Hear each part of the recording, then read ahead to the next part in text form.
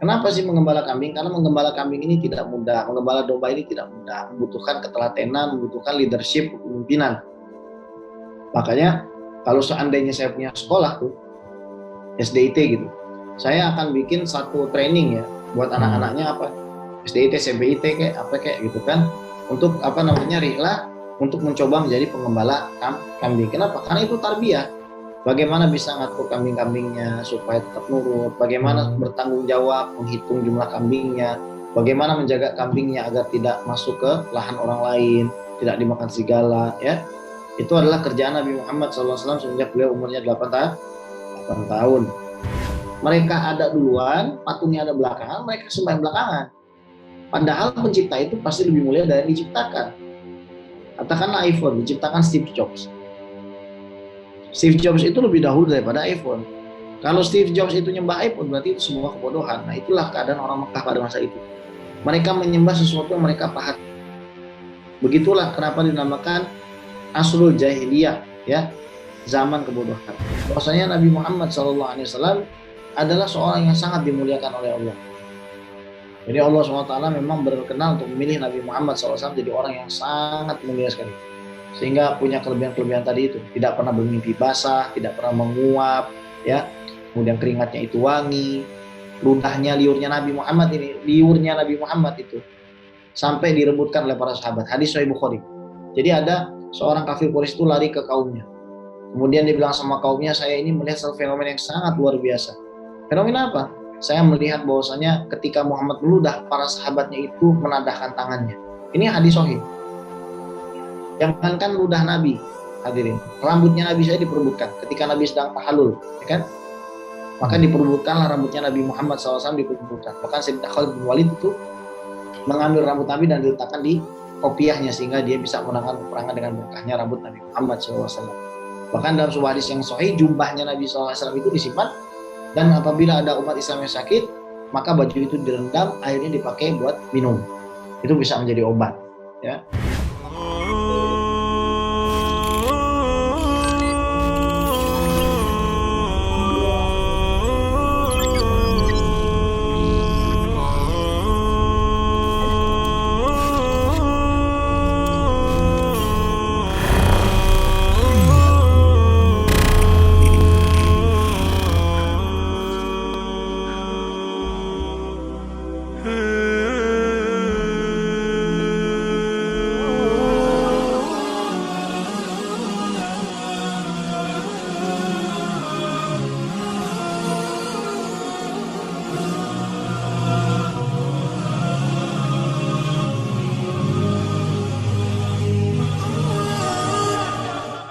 Bismillahirrahmanirrahim. Uhayyikum bitahiyatul Islam. Assalamualaikum warahmatullahi taala wabarakatuh. Alhamdulillah Waalaikumsalam warahmatullahi wabarakatuh. Bismillah Sayyidina Muhammad bin Abdullah wa ala alihi wa sahbihi wa mawalah wa ba'd. Teman-teman, Pak Hendri dari Syiar 12 yang saya muliakan, alhamdulillah Allah SWT mengizinkan kita untuk sama-sama bermuajahah meskipun kita sekarang masih Zoom terus ya. Tapi alhamdulillah insya Allah kita tetap menuntut ilmu yang bermanfaat. Nah, insya Allah kita akan mempelajari Sirah Nabawiyah dari kitab Khulasatul Nuril Yakin. Kitab yang sebenarnya sering digunakan sebagai kurikulum anak SMP dan SMA di Arab, Pak Hendri.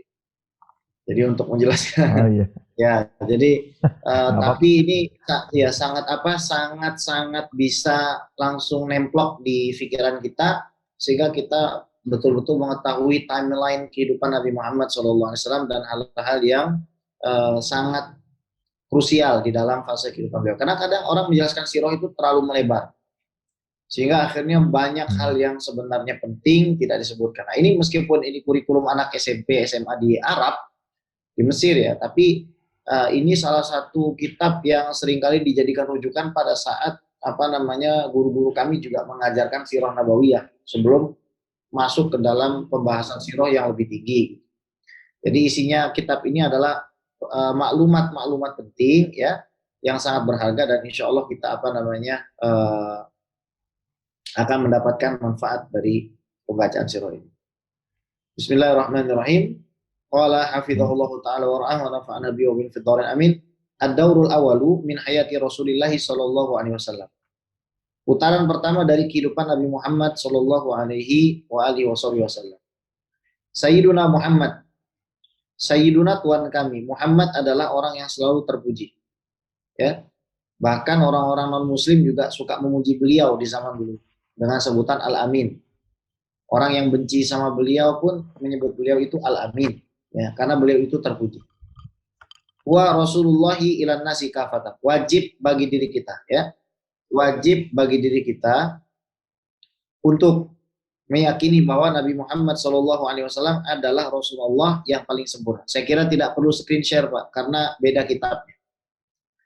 Kemudian wa akhirul anbiya wa imamur rusul. Kita wajib meyakini bahwa Nabi Muhammad SAW adalah Nabi terakhir dan imam para rasul.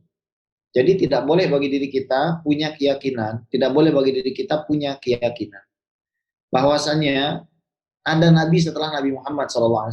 Tidak boleh ini artinya apa? Kalau meyakini ya kita kafir.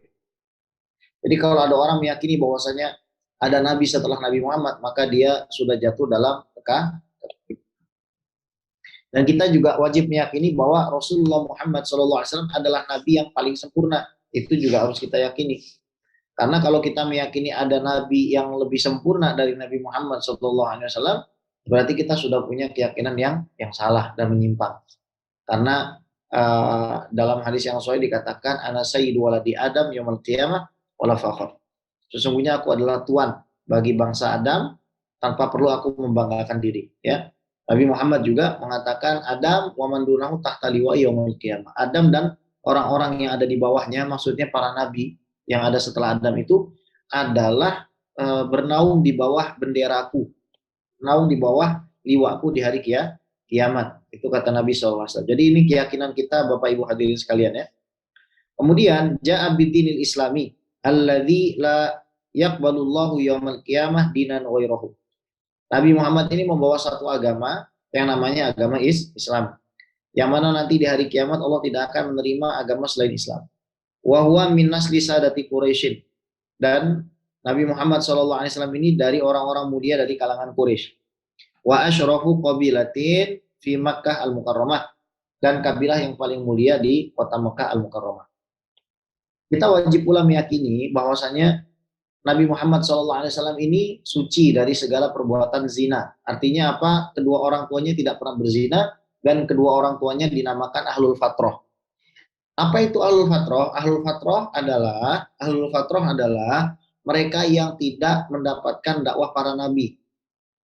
Jadi ada kekosongan antara Nabi Isa alaihissalam kepada Nabi Muhammad SAW. Itu tidak ada nabi yang diutus bagi bangsa Arab. Sementara pensyariatan Nabi Ismail, kemudian pensyariatan Nabi Ibrahim alaihissalam, yang memang nanti dari Nabi Ismail itu turunnya ke bangsa Arab, tidak terkodifikasikan dengan baik, tidak terbukukan dengan baik, tidak disampaikan dengan baik, sehingga terputus. Ya, maka ini namanya ahlul fatrah. Kalau ahlul fatrah seharusnya maka mereka akan selamat, karena Allah Subhanahu Wa Taala dalam Al-Quran mengatakan, "Wa ma kunna mu'adzibina hatta nab'atsa rasulah." Kami ini tidak akan mengazab suatu kaum sampai dia itu diutus kepadanya seorang rasul dan utusan. Kita juga tidak boleh meyakini bahwasanya orang tua Nabi Muhammad SAW itu masuk dan diazab di neraka. Kita tidak boleh meyakini. Karena itu adalah keyakinan yang salah. Meskipun memang ada ulama yang meyakini seperti itu. Kenapa? Karena bisa kita bayangkan, kita saja lahir dari rahim seorang wanita yang beriman. Masa Rasul terakhir yang paling mulia lahirnya dari rahim pezina, karena orang yang non muslim itu ya dianggap dia berzina karena tidak menikah dengan tata cara yang sebenarnya sesuai dengan agama Islam, ya. Makanya dalam hukum fikih nanti kalau misalkan ada pasangan suami istri non muslim kemudian dua-duanya masuk Islam, nah itu barulah sah dinasabkan anak tersebut kepada ayahnya. Tapi kalau ibunya saja masuk Islam, ya maka tidak sah, harus dicarikan saudara ayahnya yang beragama Islam, atau kalau memang tidak ada, yang menjadi walinya adalah wali hakim, kira-kira seperti itu ya kalau menikah. Wa yatasilu nasabuhu bi Ismail bin Ibrahim alaihi wasallam. Dan nasabnya ini bersambung, nasabnya Nabi Muhammad SAW ini bersambung kepada Nabi Ismail bin Ibrahim alaihi salam. Jadi nyambung nasabnya ini kepada Nabi Ibrahim Ismail alaihi salam. Dan ini adalah nasab yang sangat mulia. Nasab yang sangat mulia. Kita wajib meyakini Nabi kita adalah Nabi yang paling mulia. Makanya beliau mengatakan, Innallaha astafa Kinanata min waladi Ismail. Dari semua anak keturunan Nabi Ismail, Allah Subhanahu wa taala mensucikan, memuliakan Kinanah. Wastafa Quraisyan min Kinanah. Dan Allah Subhanahu wa taala memuliakan suku Quraisy ya dari bangsa Arab dari semua keturunan Kinanah. Wastafa Hashiman min Quraisyin, dan Allah Subhanahu wa taala memuliakan Hashim dari bangsa Quraisy. Wastafani min Hashim, dan Allah Subhanahu wa taala memuliakan aku dan menjadikan aku yang terbaik dari keturunan Hashim. Jadi yang terbaik dari Nabi Adam keturunannya adalah Nabi Ibrahim.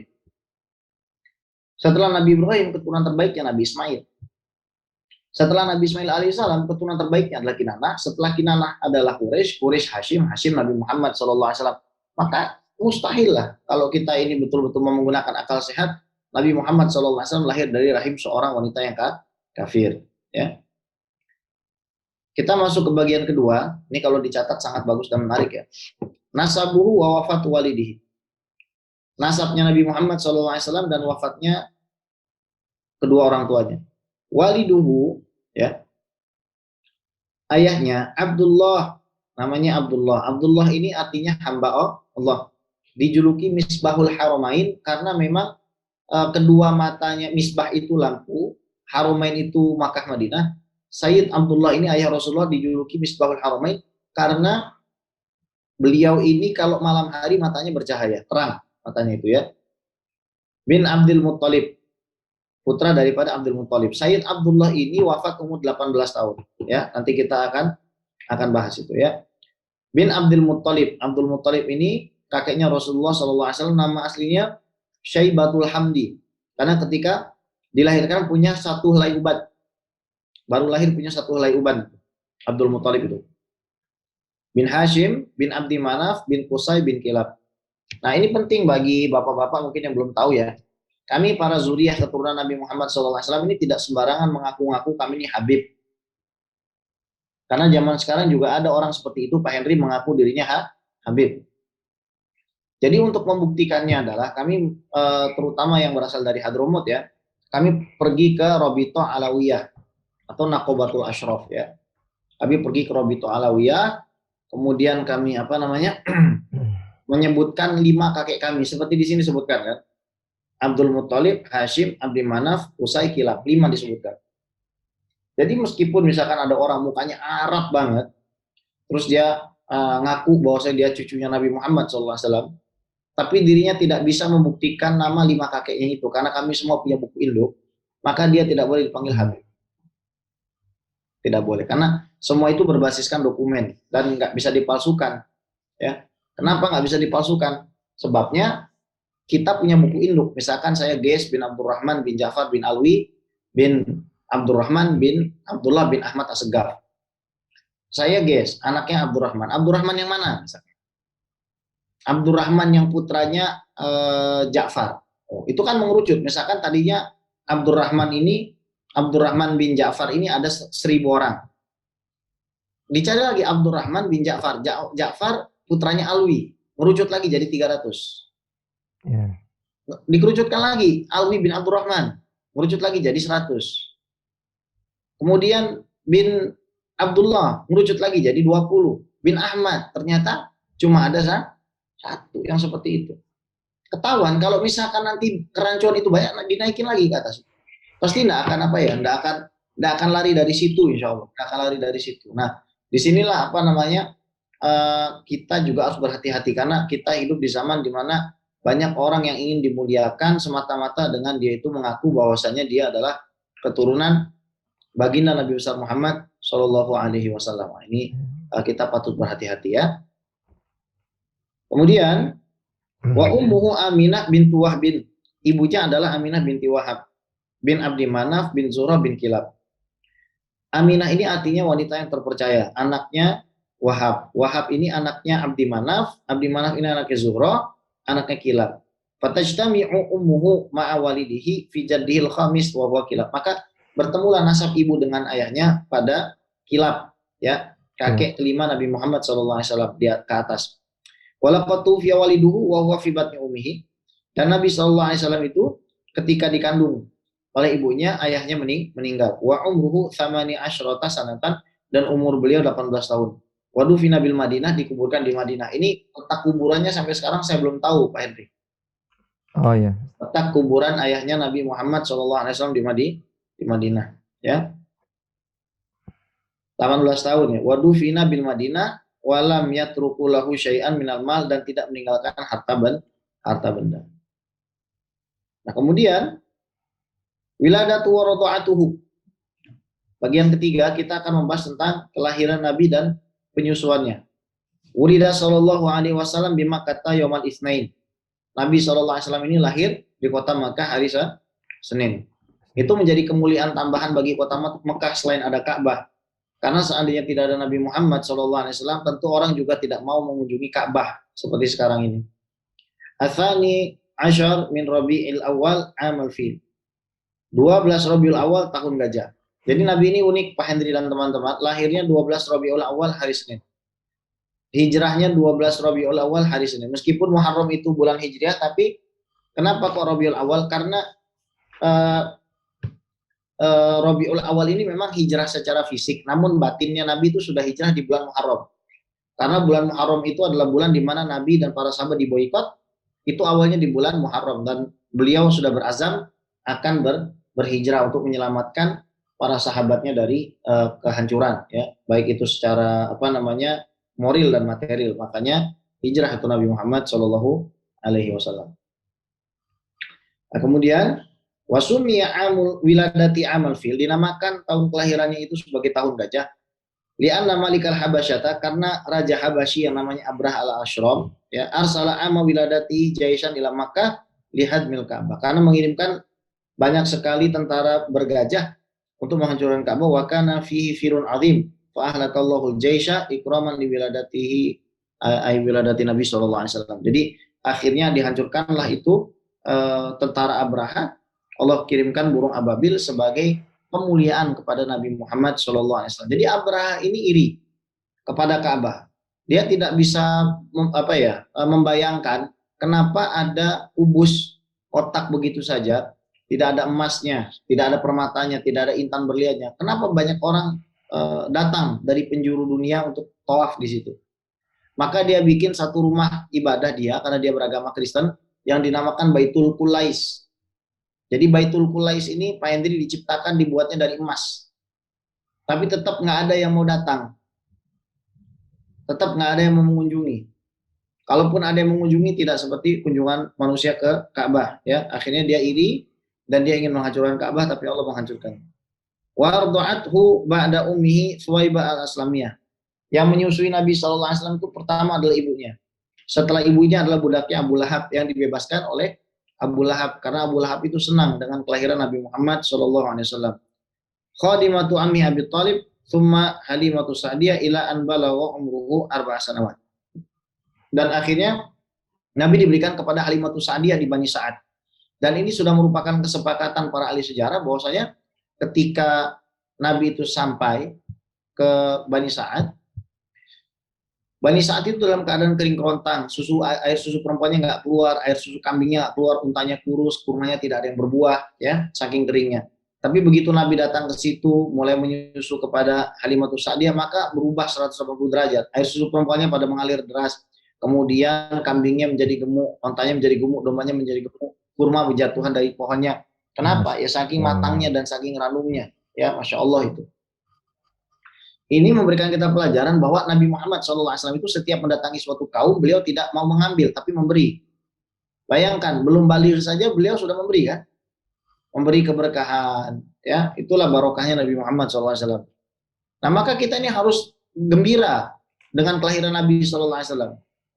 Karena yang tidak gembira dengan kelahiran Nabi ini iblis. Iblis ini nangis di 3 tempat. Satu, pada saat dilaknat oleh Allah. Wa anna 'alaika laknatullah ila yaumiddin. Maka kamu itu akan dilaknat oleh Allah SWT sampai hari kiamat. Kemudian yang kedua, pada saat dikeluarkan dari surga, dia nangis. Yang ketiga, pada kelahiran Nabi Muhammad SAW. Maka jangan sampai kita ini suka membid'ahkan, nyalah-nyalahkan orang yang bikin maulid Nabi. Karena mereka sedang meluapkan kegembiraan kepada Rasulullah SAW atas kelahiran beliau. Dan di dalam surat Maryam ayat 15 dan 33, jelas Allah mengatakan wassalamun alaihi yauma wulida. Selamat sejahtera bagi Yahya hari di mana dia dilahirkan. Selamat sejahtera hari lahir ini bahasa Inggrisnya apa Pak Hendri? Happy birthday. Berarti Allah dalam Al-Quran sudah ngomong happy birthday. Kalau bapak-bapak nggak percaya, bukalah surat Maryam tuh ayat 15 dan 33. Keselamatan bagi Yahya hari di mana dia dilahirkan. Sejahtera bagi itu namanya mengucapkan selamat. Jadi Allah Subhanahu wa taala sendiri mengucapkan selamat hari lahir. Jadi kalau misalkan ada orang mengatakan nggak boleh mengucap selamat ulang tahun, kasih ayat itu saja. Ya. Dan itu tidak khusus bagi para nabi saja.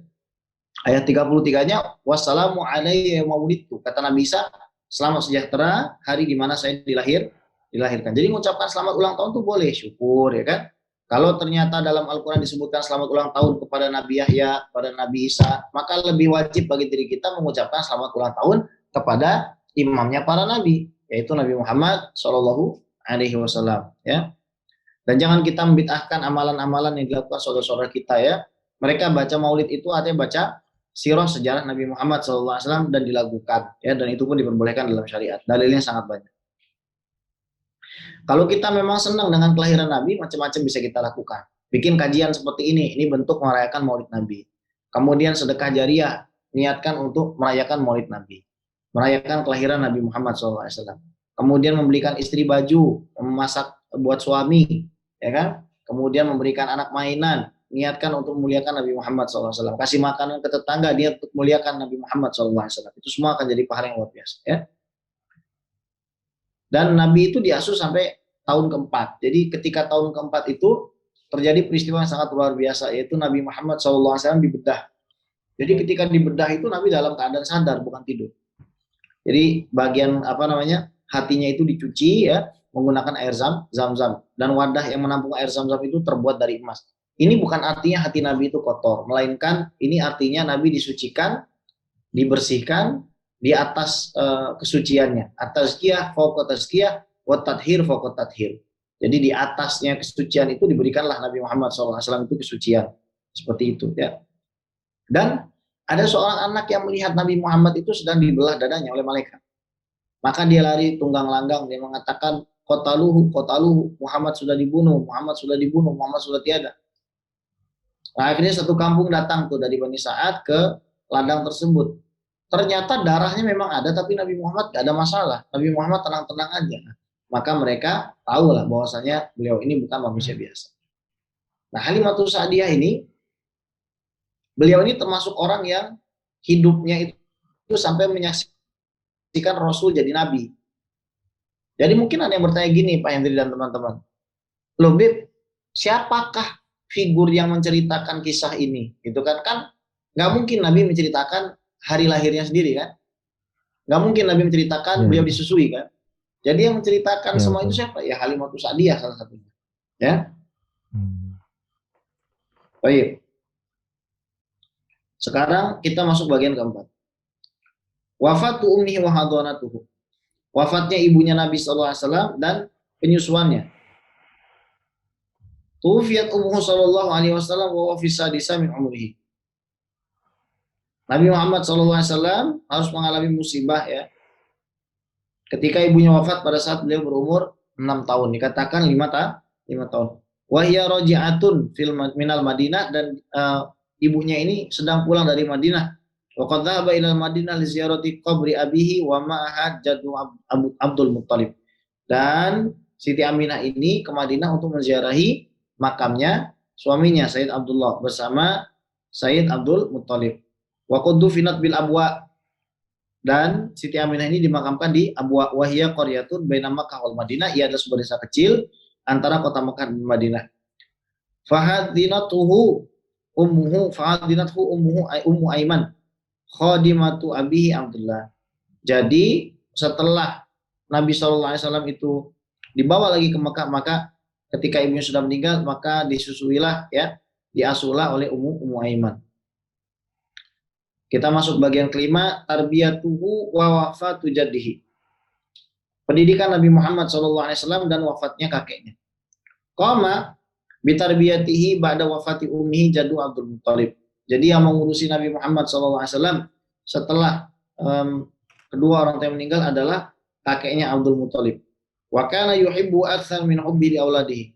Dan uniknya adalah Abdul Muthalib ini lebih sayang Nabi Muhammad SAW daripada semua anak-anaknya sendiri. Walamma balagha umru sallallahu alaihi wasallam samani sanawatin mata jaddu. Umur 8 tahun akhirnya Nabi harus merasakan musibah lagi, kakeknya meninggal.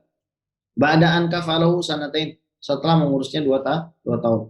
Wa ba'da wafati jadi kafalu ammu Abu Thalib, kemudian diasuh oleh Abu Thalib. Nah, soal Abu Thalib ini apakah beliau ini mati dalam keadaan kafir atau beriman? Ini terjadi khilaf di kalangan para ulama.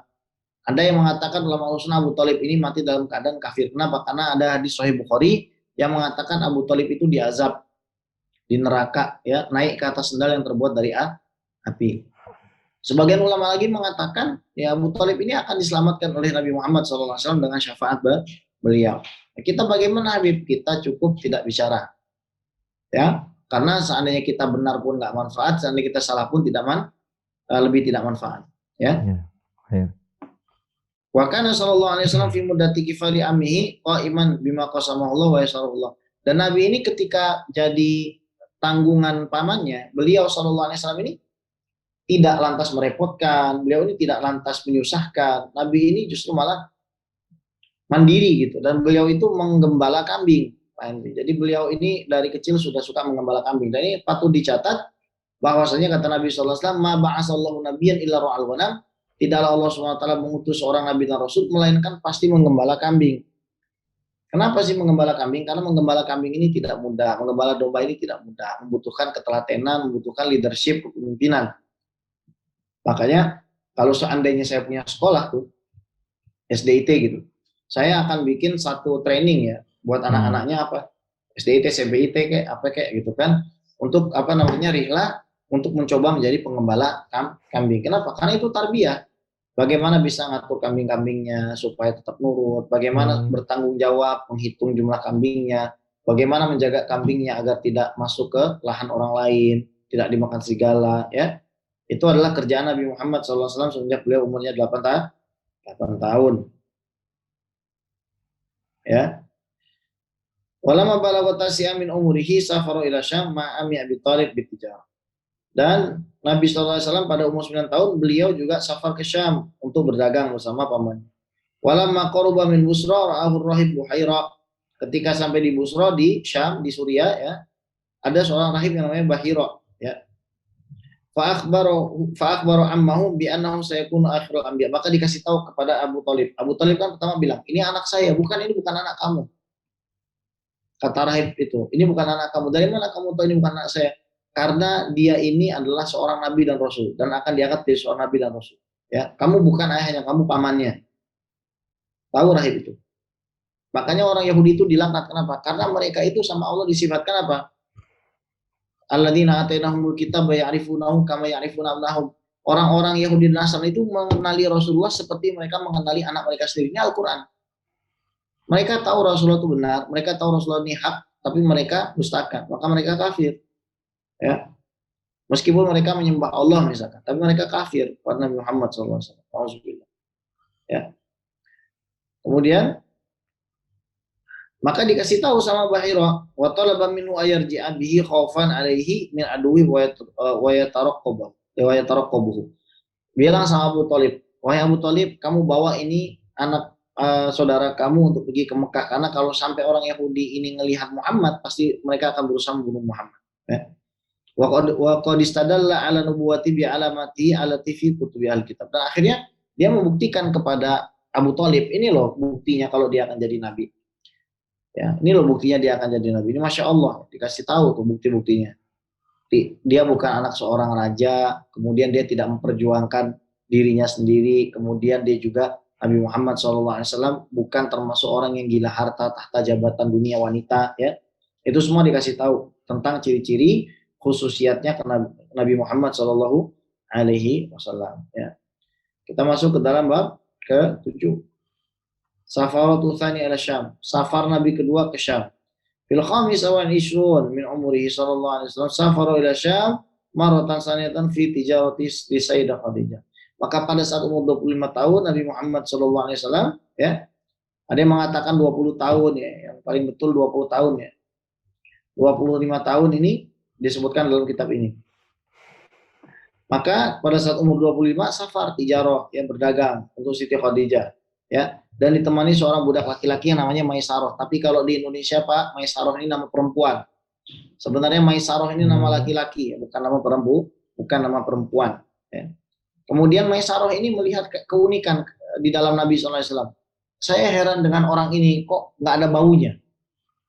Biasanya orang kalau jalan jauh Pak, di gurun, kepanasan, nggak ada AC, nggak pakai mobil, keringetan. Keringat itu mesti bau nggak? Bau.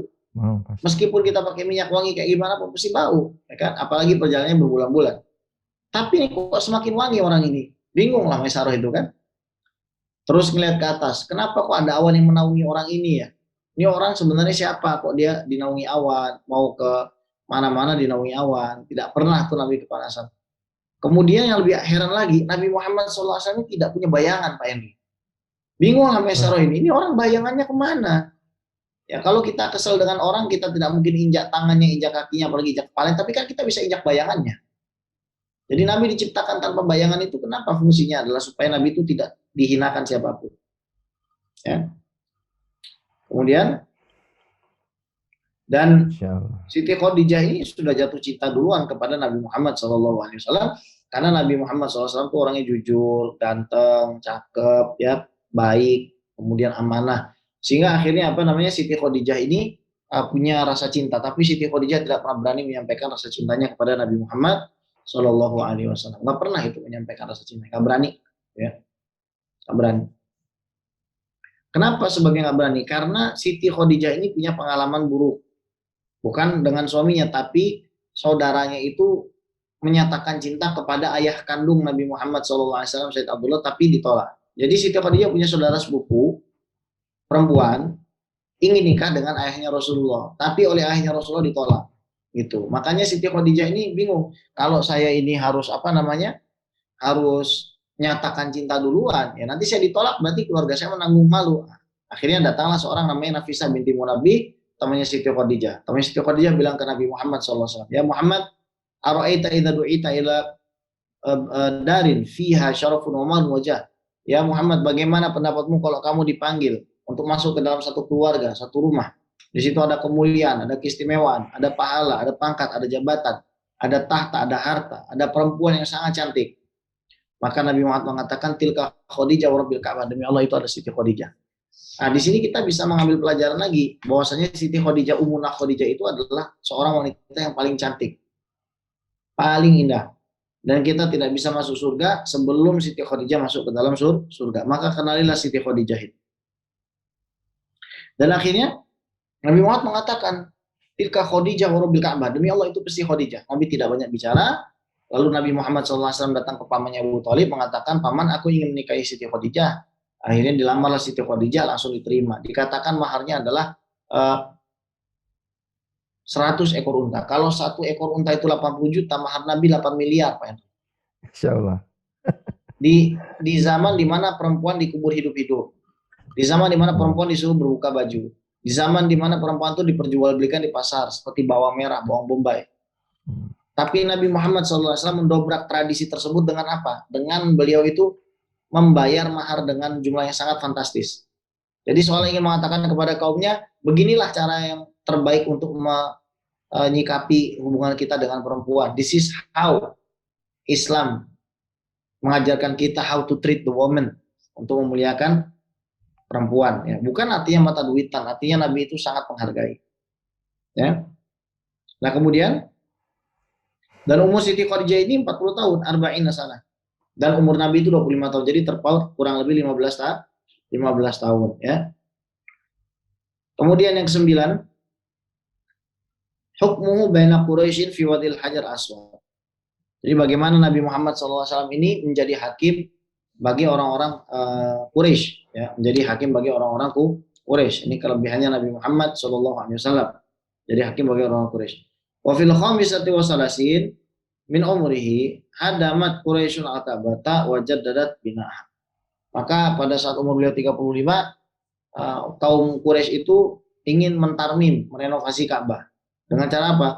Ya beliau orang-orang kafir Quraisy itu gotong royong, dan disebutkan dalam beberapa kitab tarikh bahwasanya Ka'bah itu bukan hendak diperbarui, akan tetapi yang benar adalah Ka'bah tersebut hancur karena diterpa banjir. Jadi Nabi SAW itu masih terlihat gitu, apa namanya, mengikat kakinya, kemudian membawa batu besar. Itu biasa dilakukan Nabi Muhammad SAW. Inilah leader yang sebenarnya, ya, pemimpin umat yang sebenarnya. Wa qad istaraka ma'ahum sallallahu alaihi wasallam fi bina'iha, dan Nabi ikut membangun. Wa kana yahmilul hijarah ma asyrafi Quraisy, dan beliau itu membawa batu-batu besar. Ya, wa ma'hu ammu Abbas, dan bersama pamannya Abbas. Wa ikhtalafat Quraisyun fi man yad'ul hajar al-aswad makanahu thumma tafaqu ala ayakun al-hakim awwala dakhilin ila masjid.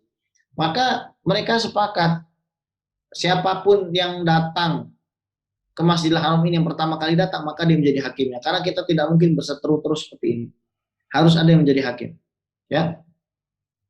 Fakana awwala dakhilin Rasulullah SAW. Maka ternyata yang pertama kali masuk adalah Nabi Muhammad SAW. Fafarihat Quraisyun bihi. Maka kaum kafir Quraisy itu senang sekali. Oh, Masya Allah, ini kalau begini hakimnya benar nih. Ya. Wa qalu radina bil amin. Maka mereka mengatakan radina bil amin, kami ridho kepada al-amin. Famau fawadha al-hajara fi ridain wa talaba min kulli ra'isin ayamsika bi tarfin min ar-rida thumma amarum bi raf'ihi falamma wasalu bihi ila mawdi akhadha Rasulullah SAW bi yadihi wa wada'u bi yadi syarifah fazal al-khilaf bi hukmihi wa ta'ajjabat Quraisyun min quwwati fikrihi. Jadi Nabi SAW mengatakan, saya izin minum sebentar. Jadi Nabi Muhammad SAW itu mengatakan kepada mereka, kalau memang kalian ingin adil, maka bentangkanlah sebuah kain besar. Masing-masing silakan menyentuh silakan menyentuh ujung daripada kain tersebut. Karena ada 4 kabilah. Kalau sudah menyentuh kain tersebut, maka saya yang akan meletakkan batu itu di tengah. Dan kita sama-sama mengangkat batu ini. Anda semua mengangkat batu ini ke dekat Hajar Aswad. Nah, ketika sudah dekat Hajar Aswad, Nabi yang mengambilnya dan Nabi yang meletakkannya, ya. Maka mereka mengatakan, ya radina bil amin, kami ridho kepada Muhammad SAW. Dalam sejarahnya Ka'bah ini memang pernah direnovasi 4 kali, ya Pak Hendri dan teman-teman, 4 kali. Pada saat pada zaman Nabi Ibrahim alaihissalam dirombak. Kemudian pada saat banjir dirombak sama Rasulullah. Kemudian pada saat mengalami penyerangan tentara Yazid ke Madinah dirombak. Ya. Kemudian zaman setelahnya juga dirombak. Hingga akhirnya tiba masanya Imam Malik. Nah, Khalifah Harun ar-Rasyid ini ingin merombak Ka'bah. Saya ingin merombak Ka'bah seperti raja-raja selanjutnya sebelum saya gitu, sehingga yang selanjutnya juga bisa melihat Ka'bah yang lebih baik. Maka akhirnya Imam Malik mengatakan, Khalifah, kita ini harus memuliakan Ka'bah. Jadi kita tidak boleh menganggap Ka'bah ini seperti rumah biasa. Kalau setiap khalifah nanti mengganti posisi Ka'bah, kalau setiap khalifah itu nanti merubah posisi Ka'bah, ya semata-mata karena dia pengen melakukannya, nanti terjadi ketidaksakralan kepada Ka'bah itu. Lebih baik dibiarkan saja. Itulah akhirnya Ka'bah itu dibiarkan begitu. Ya.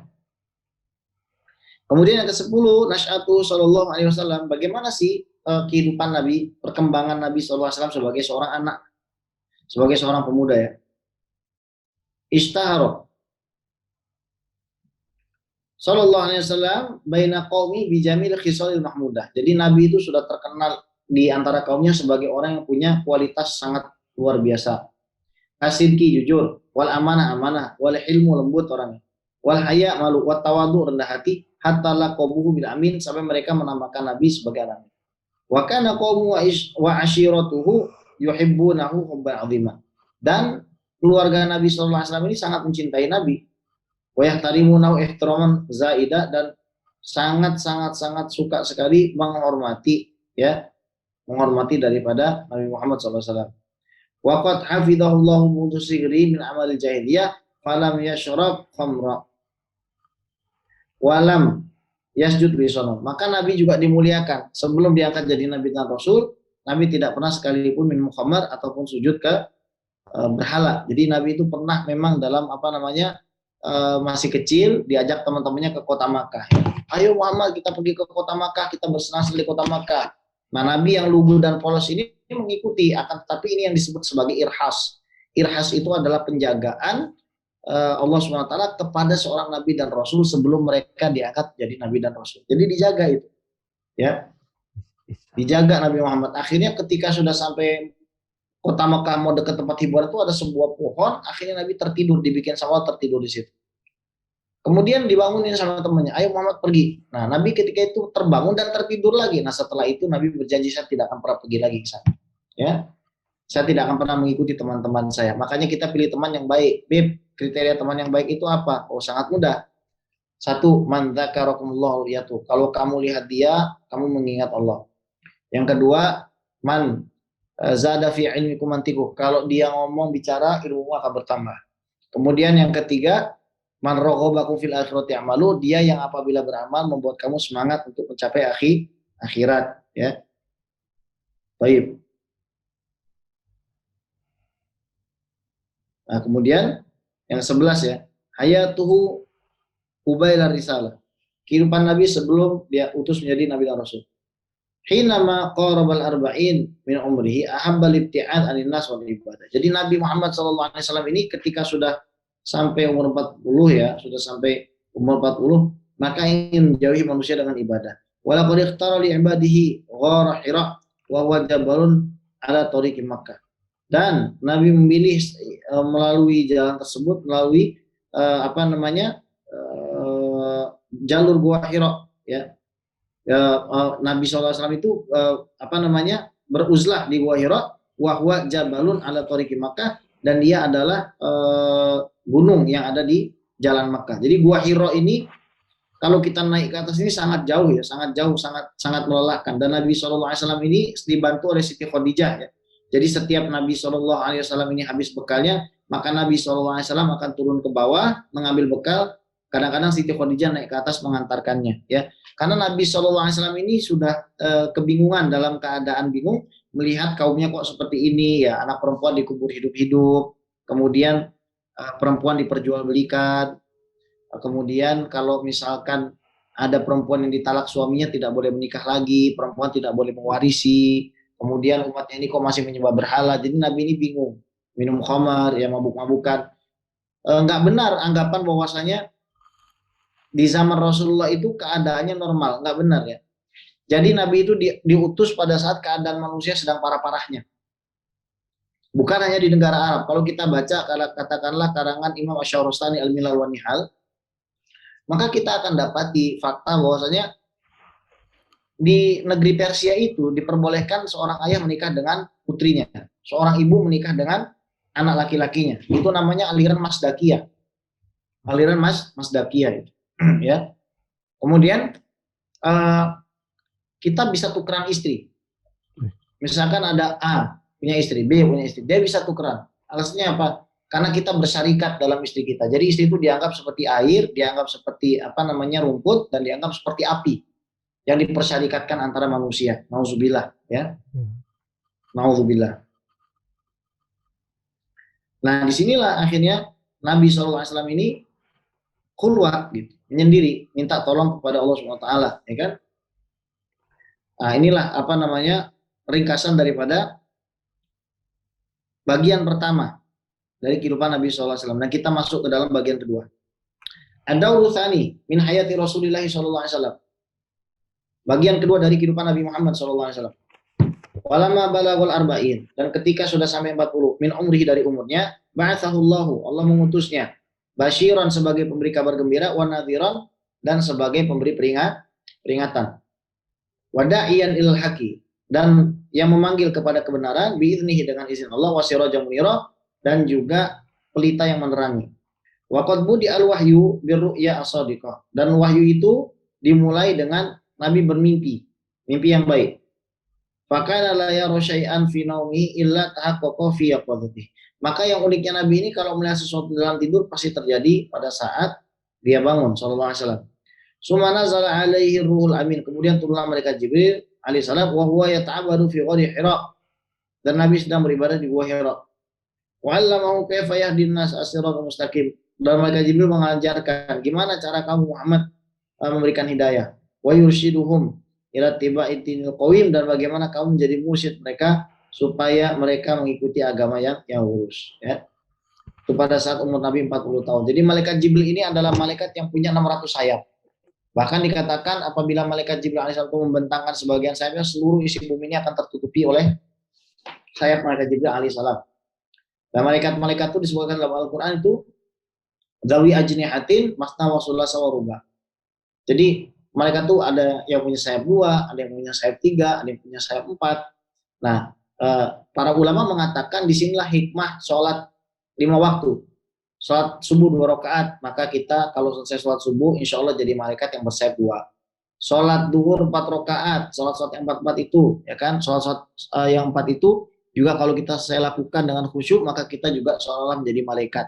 Dan juga pada saat kita sholat maghrib 3 rakaat, ya seperti disebutkan dalam Al-Quran, gitu. Karena tujuan kita sholat itu untuk selalu connect dan taat kepada Allah SWT, iya karena udah iya karena nasta'in. Baik.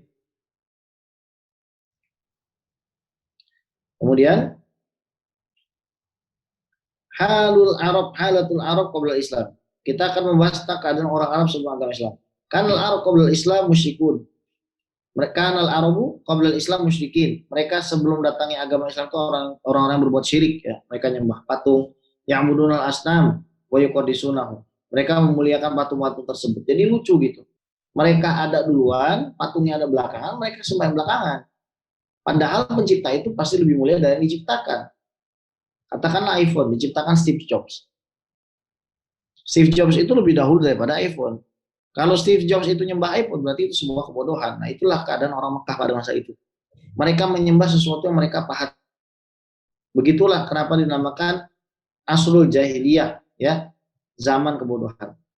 Wa kanu yaqtuluna auladahum khaufan minal ju' wal faqr. Dan mereka ini tidak segan-segan, tidak sungkan-sungkan membunuh anak-anaknya, hadirin. Mereka tidak sungkan-sungkan membunuh anaknya. Kenapa tidak sungkan-sungkan membunuh anaknya? Karena mereka takut miskin. Makanya kata Allah SWT, wala taqtulu auladakum khasyata imlaq. Jangan kamu itu membunuh anak-anak kamu karena kamu takut dalam keadaan miskin, ya. Justru malah memang faktanya banyak anak, banyak rezeki. Kalau kita betul-betul mau berusaha dan beragama dengan jujur dan baik. Kemudian wayadfanuna banatihim wa hunna hayatun khasyatal ar wal uyub. Jadi mereka mengubur anak perempuan hidup-hidup karena takut malu dan takut aib. Nauzubillah. Nauzubillah. Ya, mereka itu dilahirkan dari rahim siapa? Dari rahim perempuan. Kenapa kok sampai tega banget sama perempuan, ya kan? Itu kan menunjukkan jahiliyah kebutuhan, ya. Wa kanu munafirina mutasyajirin. Dan mereka itu saling bertikai, saling bertengkar. Bahasa Arab. Yuharibu ba'duhum ba'dan li ahwal asbab. Mereka saling berperang satu sama lain karena sebab-sebab yang sepele. Ya, karena li awhal asbab, ya, karena sebab-sebab sepele, misalkan emosi, perang, gitu kan? Pengen dermawan, pengen menjadi pejuang, perang, auzubillah. Maka kanal Arabu, ya kan? Kemudian kita masuk ke dalam bagian ke-14, ada waktu sirron, dakwah secara sembunyi-sembunyi. Bada Nabi sallallahu alaihi wasallam bidakwati sirron. Lima nazala alaihi ya ayyuhal mudaththir fa'anzir wa rabbaka fakabir wa thiyabaka fatahhir wa rujza fahjur wa la tamnun tastakthir wa li rabbika fasbir. Wahai orang yang berselimut, bangun dan berikanlah peringatan dan besarkanlah nama Tuhanmu. Kemudian bajumu sucikanlah dan jauhilah perkataan yang tercela. Ya. Dan bersabarlah untuk Tuhanmu. Jadi itulah pesan Allah Subhanahu wa taala kepada Nabi Muhammad sallallahu alaihi wasallam. Dan Nabi ini ketika pertama kali mendapatkan wahyu itu sangat berat. Sehingga akhirnya Nabi turun dari Gua Hira, dipeluk oleh Siti Khadijah, dan Siti Khadijah ini mengatakan 5 hal yang merupakan sebuah jaminan. Jaminan bahwasanya Nabi tidak akan celaka. Jadi kalau kita mau tidak celaka, Pak, di zaman corona ini, kita hendaknya membuat 5 hal yang dibikin oleh Nabi Muhammad sallallahu alaihi wasallam ini. Ini hal yang sangat sederhana. Jadi ketika itu Nabi Muhammad SAW curhat sama Siti Khadijah dalam keadaan menggigil. Dalam keadaan menggigil, dalam keadaan takut, itu Nabi Muhammad SAW curhat kepada Siti Khadijah. Ini gimana ya? Saya ini diminta untuk memberikan petunjuk kepada seluruh umat manusia. Saya diutus untuk seluruh umat, ya, bukan cuma orang Arab saja. Maka Siti Khadijah ketika melihat suaminya ketakutan, ini istri soleh mengatakan, wallahi ma yukhzikallah innaka latasilu rahim wa taksibul ma'dum wa tahmilul kal. Kemudian yang pertama adalah Muhammad, sungguhnya engkau itu tidak akan celaka karena engkau melakukan hal-hal ini. Yang pertama, innaka latasilur rahim, engkau menyambung tali silaturahim. Itu yang harus dilakukan. Yang kedua, wa tahmilul kal, engkau suka mengangkat beban orang-orang yang tidak mampu. Wa taksibul ma'dum, kemudian kalau ada orang yang tidak punya engkau berikan. Ya. Kemudian wa taqrid dhaif, engkau suka memuliakan tamu. Wa tu'inu ala nawaibil haq, dan engkau suka menolong orang-orang yang benar. Sebetulnya sederhana kan Pak Hendri? Ya. Satu, suka silaturahim, membantu mengangkat orang yang kesusahan, punya beban berat diangkat, baik jasmani maupun beban rohani kan. Makanya Nabi suka menghibur gitu. Ketika hijrah kan para sahabat itu kan harus meninggalkan harta benda. Bayangkan mereka harus meninggalkan istri, anak, keluarga, semua harta bendanya dijarah sama orang kafir Quraisy.